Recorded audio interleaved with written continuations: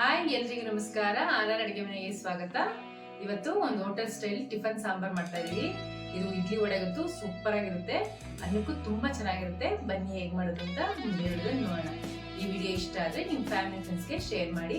ನಮ್ಮ ಚಾನೆಲ್ನ ಸಬ್ಸ್ಕ್ರೈಬ್ ಮಾಡೋದು ಮರಿಬೇಡಿ.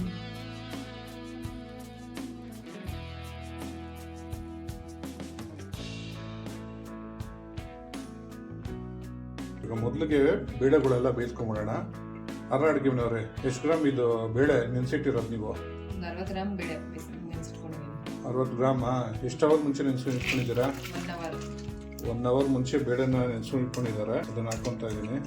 ಏನಕ್ಕಂದ್ರೆ ಬೇಳೆ ನೆಂದ್ರೆ ಬೇಗ ಬೇಯುತ್ತೆ, ಅದಕ್ಕೋಸ್ಕರ. ಇಲ್ಲಾಂದ್ರೆ ಟೈಮ್ ತಗೊಳುತ್ತೆ.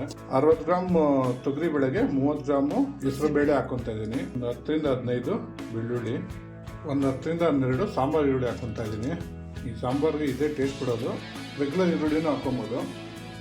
ಮತ್ತು ಕಟ್ ಮಾಡಿ ಇಟ್ಕೊಂಡಿರೋ ಸಿಹಿ ಕುಂಬಳಕ್ಕೆ ಹಾಕ್ಕೊತಾ ಇದ್ದೀನಿ. ಒಂದು 3 ಟೊಮೊಟೊ, ಒಂದು 1/4 ಟೀ ಸ್ಪೂನ್ ಅಷ್ಟು ಅರಿಶಿನ. ಇವಾಗ ಇದನ್ನು ಬೇಯಿಸ್ಕೊಂಡ್ಬಿಡೋಣ. ನೀರು ಹಾಕೊಂಡು ಬರ್ತಿದ್ರಾ? ನೀರು ಹಾಕಿದ್ರೆ ಎಲ್ಲಿಂದ ಬೇಯ್ತೀರಿ? ಯಾರು ಅಡುಗೆ ನೀರು ಹಾಕ್ಕೊತಾ ಇದ್ದೀನಿ. ಇದಕ್ಕೆ ಇವಾಗ ಎಷ್ಟೇ ಹಾಕ್ಕೊಂಡಿದ್ದೀರ ನೀರು? ಬೇಳೆಗೆ ಎಷ್ಟು? ಇವಾಗ 60 ಗ್ರಾಮು ತೊಗರಿ ಬೇಳೆ, 30 ಗ್ರಾಮು ಹೆಸರು ಬೇಳೆ. ಅದಕ್ಕೆ ಎಷ್ಟು ನೀರು ಹಾಕ್ಕೊಂಡಿದ್ದೀರಾ? 3/4 ಲೀಟರ್ ಸಾಕ? ಅಷ್ಟಲ್ಲೇ ಬೇಯುತ್ತೆ ಎಲ್ಲ? ಸಾಕು. ಇವಾಗ ಇದನ್ನು ಬೇಯಿಸ್ಕೊಂಡ್ಬಿಡೋಣ. ಬೇಳೆಗಳೆಲ್ಲ ಬೇಯೋಷ್ಟರಲ್ಲಿ ಒಂದು ಮಸಾಲೆ ರೆಡಿ ಮಾಡ್ಕೊಬಿಡೋಣ. ಇದಕ್ಕೆ 1 ಟೇಬಲ್ ಸ್ಪೂನ್ ಎಣ್ಣೆ ಹಾಕ್ಕೊತಾ ಇದ್ದೀನಿ. ಎಣ್ಣೆ ಕಾದಿದೆ. 1/4 ಟೇಬಲ್ ಸ್ಪೂನ್ ಅಷ್ಟು ಮೆಂತ್ಯ ಹಾಕ್ಕೊತಾ ಇದ್ದೀನಿ. ಸ್ವಲ್ಪ ಎಣ್ಣೆಲ್ಲ ಬಳಸ್ಕೊಂಬಿಡೋಣ, ಇಲ್ಲಾಂದರೆ ಕೈ ಬಂದ್ಬಿಡುತ್ತೆ. ಮೆಂತ್ಯ ಸ್ವಲ್ಪ ಬಾಡಿದೆ. 1-2 ಟೇಬಲ್ ಸ್ಪೂನ್ ಧನಿಯಾ, ಮೆಣಸಿನ್ಕಾಯಿ ಮತ್ತು ಮೆಣಸು ಹಾಕ್ಕೊತಾ ಇದ್ದೀನಿ. ಕ್ವಾಂಟಿಟಿನ ಡಿಸ್ಕ್ರಿಪ್ಷನಲ್ಲಿ ಬರೆದಿರ್ತೀವಿ, ನೀವು ಒಂದ್ಸರಿ ಚೆಕ್ ಮಾಡ್ಕೊಳ್ಳಿ. ಇಡ್ಲಿಗೆ ತುಂಬ ಚೆನ್ನಾಗಿರುತ್ತೆ ಸಾಂಬಾರು.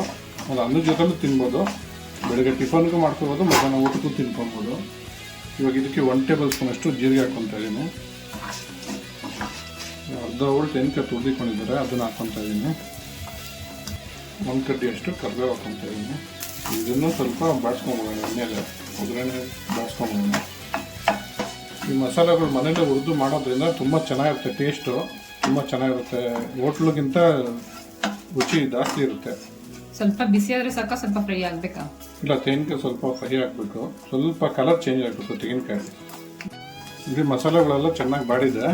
ಇವಾಗ ಸ್ಟವ್ ಆಫ್ ಮಾಡ್ಕೊಡೋಣ. ಅಡುಗೆ ಮನೆಯವ್ರೆ, ಇದನ್ನು ಫೈನ್ ಪೇಸ್ಟಾಗಿ ರುಬ್ಕೊಂಬಂದು ಕೊಟ್ಬಿಡಿ. ಸ್ವಲ್ಪ ತಣ್ಣಗಾಗಬೇಕಲ್ವಾ?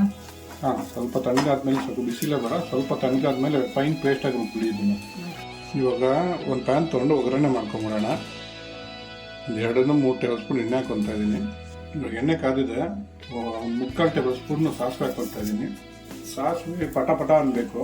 ಸ್ವಲ್ಪ ಹಿಂಗೆ ಹಾಕ್ಕೊತಾ ಇದ್ದೀನಿ. 2 ಕಡ್ಡಿ ಕರಿಬೇವು,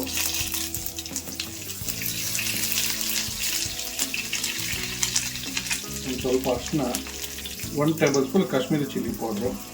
ಸ್ವಲ್ಪ ಇದನ್ನು ಮಿಕ್ಸ್ ಮಾಡ್ಕೊಳ್ತಾನೆ ಎಣ್ಣೆಯಲ್ಲಿ.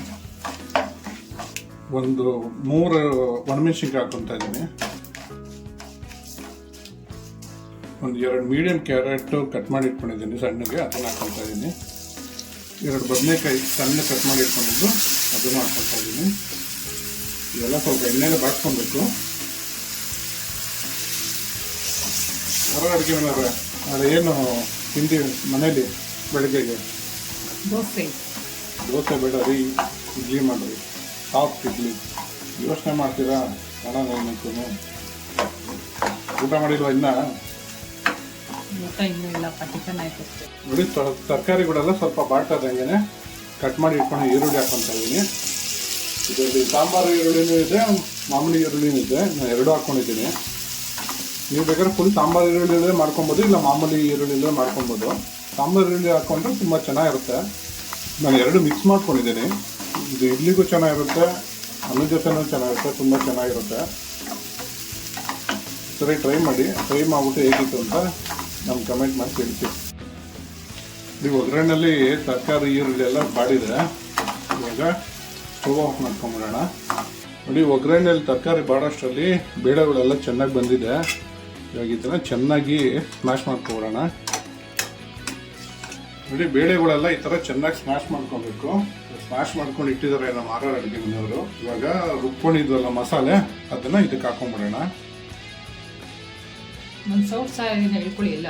ಭಗವಂತ ಕೈ ಕೊಟ್ಟ ಯಾಕೆ ಆರ್ಆರ್ ಅಡುಗೆ ಮನೆಯವರು ನೀವು ಬರೀ ಸೌಟು ಇದ್ರ ಸಹಾಯ ಅದ್ರ ಸಹಾಯ ಅಂತೀರ, ಕೈ ಕೂತ್ಕೊಳ್ಳೋ ದಿನಕ್ಕೆ.